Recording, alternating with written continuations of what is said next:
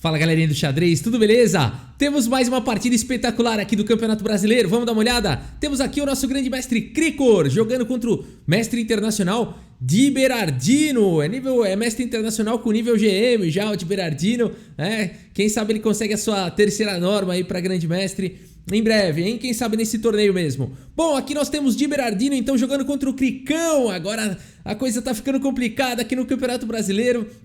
Sétima rodada de um total de 11, estamos chegando na reta final e vamos à partida que ela é espetacular. Diego Di Berardino aqui abre com peão dama D4, temos agora cavalinho F6 aqui pelo Krikor, C4, E6 e cavalinho F3 desenvolvendo aí o cavalo primeiro, D5 indo em direção ao centro, cavalo C3 e aqui bispo B4. Então a gente tem aqui por uma ordem diferente, o gambito da dama recusado. E com o bispo B4, a defesa Ragozin. Vamos nessa. Dama em A4, cheque, cavalo C6, cobre o cheque, defende o bispo. Importante lance. Aqui A3 atacando o bispo. Bispo por C3, cheque, B por C3. Então o Krikor aqui abdica do par de bispos. Ele fica com um bispo e dois cavalos contra cavalo e dois bispos. E aqui ele faz então o roque. Temos aqui bispo G5, cravando aí o cavalo H6, bispo em H4 em segurança e o cavalo vai para E7, uma variante aqui conhecida aqui pelo grande mestre Krikor. Ele permite agora danificar aqui a estrutura de peões, de forma que as brancas também não ficam mais com um par de bispos e as pretas ganham um jogo interessante e um ataque no centro bem bacana. Vamos ver que legal aqui. Bispo por F6 foi jogado, então o Di Berardino não foge a essa variante. G por F6 e agora C por D5, dama por D5 aqui pelo Krikor e a dama volta para casa de C2, fortalecendo a casa central aqui de E4. E o Krikor faz o que ele tem que fazer aqui, ataca o centro com o lance C5. Dama D2 foi jogado, trazendo mais uma proteção aí na casa central e de olho aqui nesse peão de H6, né? E aqui o Krikor pode jogar o corajoso e robótico. Não é nem corajoso, corajoso já foi, né? Só de deixar detonar aqui a estrutura de peões, a gente já viu que o Krikor é corajoso lá, o sacrifício do bispo e tudo mais. Aqui realmente seria muito robótico jogar peão por e deixar esse peão aqui enfraquecido, né? Então rei G7 aqui foi jogado e agora E3 aqui, possibilitando o desenvolvimento do bispo de casas claras. B6 pelo Cricão também vai soltar o bispo, bispo D3, bispo B7 e aqui E4, atacando então a dama do Krikor, tem que sair daí, dama D7 e finalmente o roque. E torre de F em D8. Mais ou menos isso que está acontecendo. O Krikor está atacando no centro, o Berardino está preparando um ataque na ala do rei. A partida seguiu com torre de F em E1, C por D4, C por D4 e torre de A em C8. O Krikor continua levando as peças para a ala da dama. Torre de A em D1, fortalecendo o centro, dama C7 e agora H4, soltando ataque na ala do rei. Cavalo G6, temos agora a possibilidade do salto do cavalo aqui para a casa de F4, um cavalo bem apoiado aqui pela dama. Então G3 foi o lance jogado pelo Berardino, restringindo aqui as movimentações do cavalo. Dama C3 propondo trocas. O Krikor está mais restrito na posição, né? Então o que ele tem que fazer é isso, ele busca trocar aqui as peças, né? E fora que ele vai sobrar com um ataque bacana aqui no peão de A3. E o Berardino vai pro lance dama em E3, ele não quer trocar peça não, o Berardino tá com mais espaço, tá com mais jogo, tá com possibilidade de ataque na ala do rei, ele não quer trocar peça e dá o peão de presente. Aqui o Krikor não aceita esse presente, se ele tivesse capturado aqui em A3, torre A1 seria uma possibilidade interessante, ou até mesmo H5 continuando com os ataques na ala do rei. Então as brancas ficam com um ataque muito forte, né? Por exemplo, H5, o cavalo tem que voltar lá para F8, torre A1, ataca a dama, ataca lá em A7, as brancas conseguem um ataque muito forte, né? Então o Krikor aqui prefere não capturar e resolver os assuntos mais urgentes, segue aqui com E5, agora D5 e agora o Berardino tem um peão passado que incomoda demais aqui na posição. Dama C5 pelo Krikor mais uma vez propondo trocas. Dama em E2, Berardino evita. E agora a torre C7. Cavalo D2, o cavalo manobra bispo aqui em C8. E agora o cavalo veio para casa de C4, dando suporte para o peão passado. B5, tira esse cavalo daí, cavalo em E3. E agora A6, aqui o Krikor protege o peão de B5, né? Um cavalo poderoso existe aqui na posição. Cavalo F5 nessa posição parece um lance bom, só que na verdade não foi jogado, né? Mas ainda não pode, é muito cedo jogar esse lance. O bispo simplesmente captura, o cavalo vem para E7 e não tem nada de errado acontecendo. Mesmo que a dama entre aqui com dama G4, cheque. O rei vem para H8 ou H7 e tá seguro na posição. Então ainda é cedo, o Berardino tem que trabalhar um pouco mais. Ele segue agora com torre C1, propondo aqui se o Krikor quer trocar a dama por duas torres, né? Que uma proposta para ser avaliada, né? E aqui o Krikor decide que não é uma boa não. E prefere jogar agora com dama D6, simplesmente protegendo a torre, né? Será que é uma boa? Em geral é bom trocar a dama por duas torres, mas nessa posição as pretas não têm cooperação entre as peças o suficiente para valorizar essa troca. Por exemplo, o cavalo não está jogando muito, o bispo não está fazendo tanta coisa, as torres não estão coordenadas e as brancas têm um peão passado. Eu acredito que tenha sido esse o pensamento aqui do Cricão ou alguma coisa por aí. Por isso ele preferiu jogar aqui o lance dama D6. A partida seguiu com torre por C7, dama por C7 e agora A4. O Berardino vai atacando essa estrutura, o famoso ataque da minoria. É um cara encarando dois aqui pra desarticular esses peões. Muito interessante o ataque aqui de Berardino. Tá dando sufoco aqui pro Cricão. B por A4 foi jogado bispo por A6 e agora bispo D7. O Krikor evita a troca dos bispos. Bispo B5 insiste, cavalo em E7. Bispo por D7, dama por D7. E aqui um momento crítico da partida, os dois jogadores já vão começando a ficar com pouco tempo. O Di Berardino tem a possibilidade de jogar aqui um lance mais preparador, como torre D1, por exemplo, seria uma boa possibilidade, não foi jogado, preparando para avançar o peão. Depois de, por exemplo, dama D6 bloqueando, aí um lance como torre B1 seria interessante. No entanto, o Krikor sempre tem essa possibilidade do contrajogo aqui com F5, né? Tentando separar os peões aqui, principalmente esse ataque no centro, né? Esse contra-ataque no centro. Não foi assim que seguiu na partida. Aqui o Di Berardino segue com dama em A6 e agora o Krikor encontra o lance que exclama aqui, né? Ele tá tomando muita pressão e agora o lance que solta ele, um contra-ataque. Olha que instrutivo esse contra-ataque então com F5. E por F5 foi jogado, cavalo por F5 e agora cavalo G4. O Di Berardino vem com um ataque muito forte. Olha esse lance, galera. H6 está atacado, bom, no momento está protegido. A casa de F6 também está atacada. O peão de E5 está atacado duas vezes. E o Krikor encontra então o lance dama D6, olha só, né? Atacando a dama aqui do Di Berardino e propondo trocas. E o peão de D5 tá caindo no futuro. Um excelente recurso aqui do Krikor.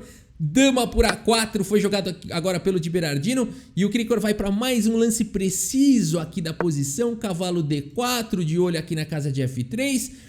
E aqui então nós temos cavalo por E5, capturando aí um peão e protegendo a casa de F3. Dama por D5, o Krikor também captura aí o peão. E agora dama em A1 foi jogado aqui pelo Berardino, colocando a dama numa diagonal perigosíssima. A posição tá pegando fogo aqui essa partida. F6 agora preciso o lance do Krikor, bloqueando a diagonal de casas escuras e também atacando aqui o cavalo, mas agora abriu aqui a sétima horizontal, dama em A7, cheque, o rei vai para segurança em G8, que segurança é um termo muito forte para essa posição, segurança momentânea, né? O rei já está exposto, a posição é perigosa demais e agora o Di Berardino vai para um lance brilhante aqui da posição, ele com o cavalo atacado faz o lance torre E4 e põe a torre na cara da dama. Ele fica com duas peças que podem ser capturadas aqui. Lance brilhante aqui do Di Berardino, sensacional aqui essa partida. E o que está acontecendo aqui? O Krikor responde esse lance brilhante com outro lance brilhante, que é o lance cavalo F3. Rafael, aqui eu já não entendi mais nada. Vamos nessa! Aqui é o seguinte, galera, se o Krikor capturasse o cavalo primeiro, depois vamos ver a torre, tá bom? Aqui estaria vindo torre G4, cheque, depois de rei F8, dama G7, cheque. O rei vai tentando escapar para E8, dama H8, cheque, o rei vai para D7. Torre G7, cheque, rei C6, dama por H6, cheque, rei B5, seria uma possibilidade jogar dessa forma, mas o Krikor acredito que não tenha ficado confortável de colocar o rei aqui no meio, né, na casa de B5, aqui, passear pelo tabuleiro. Além do que esses três peões são perigosíssimos. Seria uma posição muito perigosa com certeza para os dois lados. O Krikor preferiu não partir para isso. Outra possibilidade da posição, dama por torre. Por que o Krikor não fez esse lance? Aqui sim as brancas estão ganhas, por conta de dama em F7, cheque, rei H8. E aqui, cavalo G6 já seria suficiente para forçar a dama a capturar o cavalo. Mas as brancas não precisam ter pressa, elas podem capturar a torre primeiro. Como? Dama por F6, cheque, rei H7, dama E7, cheque, rei G8, dama por D8, cheque. Então aqui forçaria a mesma posição, depois de rei H7, dama E7, cheque, rei G8, dama F7, cheque, forçando para a mesma posição, rei H8, e aqui cavalo G6, força então a captura do cavalo, e aqui é muito material a mais, o cheque aqui em F3 não faz nada, e as brancas teriam uma posição vencedora. Então torre E4 aqui, o lance brilhante do de Berardino, provocando aqui o tema do desvio, ou então abrindo linhas. E o Krikor vai para o contra-lance brilhante, cavalo F3. Qual é a ideia desse lance? O Krikor quer capturar essa torre, mas a casa de F7 está dominada pelo cavalo. Cavalo em F3 atrai o cavalo para que a torre possa ser capturada sem perigo lá em F7. Brilhante aqui o lance do Krikor. Cavalo em F3, cheque. A partida seguiu com cavalo por F3 e agora dama por E4. O Krikor ganhou aí a questão material, mas o rei está exposto e agora segue levando o cheque. Dama em A2, cheque, rei H8, cavalo passa para H2. Torre D1, cheque, o cavalo defende agora em F1 e dama D3. O Krikor vai para esse ataque aqui que parece imparável. Será que existe alguma defesa agora para esse cavalo? O Diego de Berardino encontra dama em A8, cheque, rei G7. Agora dama B7, cheque, rei G6. E a dama volta para G2, protegeu a posição. No entanto, aqui a posição é difícil demais para o de Berardino. As coisas mudaram, as coisas viraram aqui, né? Porque o Berardino tem que ficar agora com a dama e o rei protegendo aqui o cavalo, e o Krikor tem mais espaço para jogar. O Krikor segue agora com torre 1, temos dama em H3, é só praticamente o que o Berardino pode fazer, ficar jogando dama H3, G2, ou tentar alguma oportunidade de sair da jaula e ficar dando cheque no Krikor. H5 foi jogado, dama G2, rei F5, dama H3, cheque, rei E5, dama G2. Aqui o de Berardino vai ficar fazendo isso, não tem muito o que fazer. Rei D4 agora pelo Krikor, dama em H3, F5 aqui, ganhando mais uma movimentação, ganhando mais espaço. O de Berardino está com as mãos atadas, segue com dama G2, dama em E2, dama H3, que mais jogar, né? Aqui rei E4, dama G2, cheque, rei D4. Vale dizer que essa posição precisa de tempo para criar um plano. Olha essa posição. Qual é o plano vencedor aqui para as negras? A gente consegue intuir que as pretas estão melhores aqui porque as brancas estão meio amarradas, estão quase em zugue-zwangue, que a gente chama no xadrez, né? Que é quase não tem um lance aqui para fazer, qualquer lance vai perder.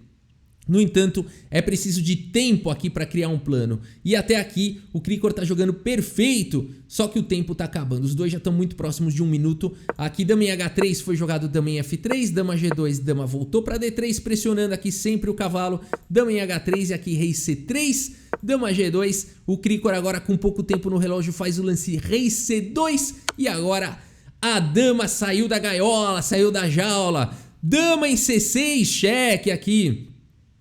A dama estava presa e agora escapou, e agora ficou difícil aqui para o Krikor, porque o de Berardino vai para essa defesa espetacular aqui da posição e consegue praticamente um milagre aqui, que são esses cheques que ele fica dando aqui na posição.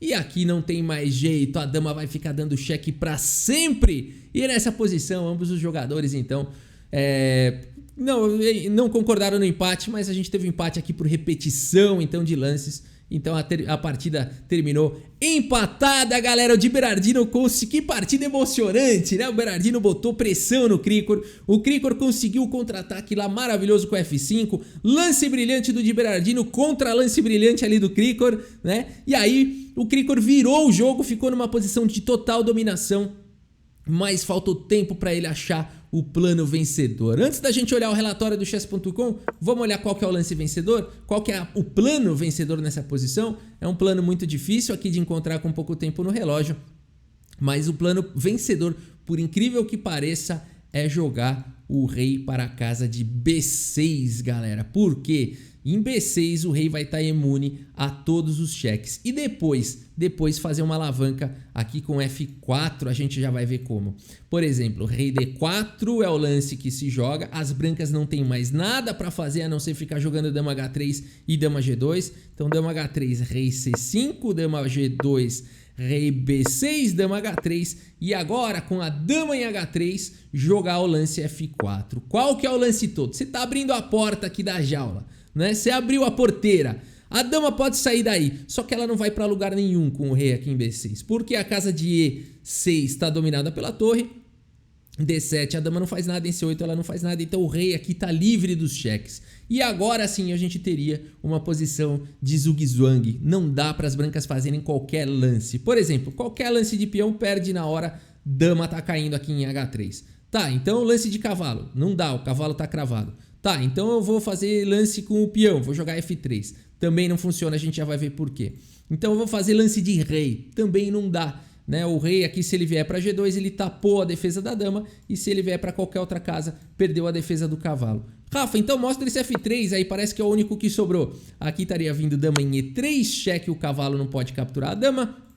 Teria que seguir aqui com o rei H1, por exemplo, e aí dama por F3 seria uma possibilidade. Depois de rei G1 tentando defender o cavalo, torre E2 aqui com uma sequência vencedora aqui para as negras. Mais uma vez não há o que fazer, né? Aqui se você jogar, tanto faz aqui, cavalo H2, não tem tantos lances, tá vindo dama em F2, seguido de F por G3 aqui com uma posição vencedora para as pretas. Não é um plano simples, né, galera? E além de tudo, bom, aqui não tem mais cheque, por isso a chave de tudo era colocar o rei aqui em B6 e deixar a torre na coluna E, né?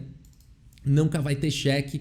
E aqui então esse seria o plano vencedor, né? Um plano sofisticado, um plano muito difícil para achar com pouco tempo no relógio, mas a gente gosta de apreciar esse tipo de posição, né? E por isso que eu resolvi mostrar. E vamos dar uma olhada aqui no relatório então do chess.com, ver a precisão aqui dos jogadores, o gráfico, né? Olha aí, 89,1% de precisão pro de Berardino. Jogaram demais os dois, hein? Que xadrez bonito aqui dos dois. 88,7% de precisão pro Cricor, foi menos preciso até do que o de Berardino, né? Pouca coisa. E aqui a gente teve um lance brilhante para cada um, torre E4, cavalo F3, os dois lances brilhantes na sequência. 8 great moves aqui do Berardino, 4 great moves do Cricor, né? Realmente uma partida. E aí o gráfico mostra a emoção da partida, né? O Berardino botando pressão para cima do Cricor.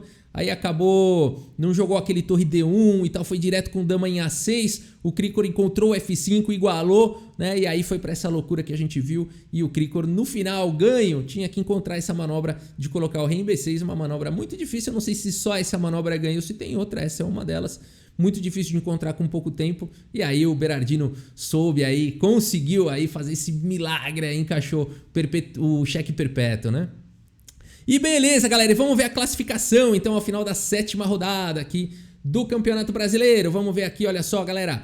Cricor segue na liderança junto, mas aqui tem uma galera na liderança, né? Então quem aqui tá com 6 pontos? Cricor, Sup, o Iago Santiago, temos o Quintiliano também aqui com 6 pontos e o Vitor Laboussière, que aliás precisamos aqui destacar aqui a performance de Vitor Laboussière nesse Campeonato Brasileiro. Ele que é um mestre FIDE, um jogador muito forte, rating de 2.291, mas está com rating de performance de 2.444, olha lá, hein? Então vai conseguir norma aí, hein? Vai conseguir norma, quem sabe, norma aí de mestre internacional, até mesmo de grande mestre, se continuar aumentando aí o rating de performance e tudo mais, hein? Legal demais, Vitor Laboussière mandando muito bem aí no torneio. E aqui na sequência nós temos com 5,5 pontos de Berardino, Fear, aqui o Álvaro Aranha tá jogando muito, sempre, tá de volta, seja bem-vindo de volta aí aos torneios, Álvaro Aranha joga demais, aqui o Júnior Henrique Nemeth, enfim, o Darcy Lima, os jogadores com 5,5 pontos, tá apertado o torneio, o Jorge Bittencourt, o Molina, o Charles Gauch, que tá brilhando também, outro que merece destaque, o Eduardo Marra, é sempre uma alegria ver um jogador de pôquer aí de volta pro xadrez. Eu já joguei contra o Eduardo Marra no Campeonato Paulista na década de 90, depois ele foi pro pôquer e agora voltou a jogar os torneios, joga muito Eduardo Marra, Igor Cadillac, enfim, cara, que torneio forte, né? Apenas jogadores aqui sensacionais, muito conhecidos aí por todos nós. E um torneio muito apertado, muito espremido e muito emocionante. A gente segue cobrindo mais partidas do Brasileiro. Muito obrigado pela sua audiência. Um grande abraço para todos vocês e até a próxima. Valeu! Cavalo H5 no tabuleiro de xadrez. De xadrez.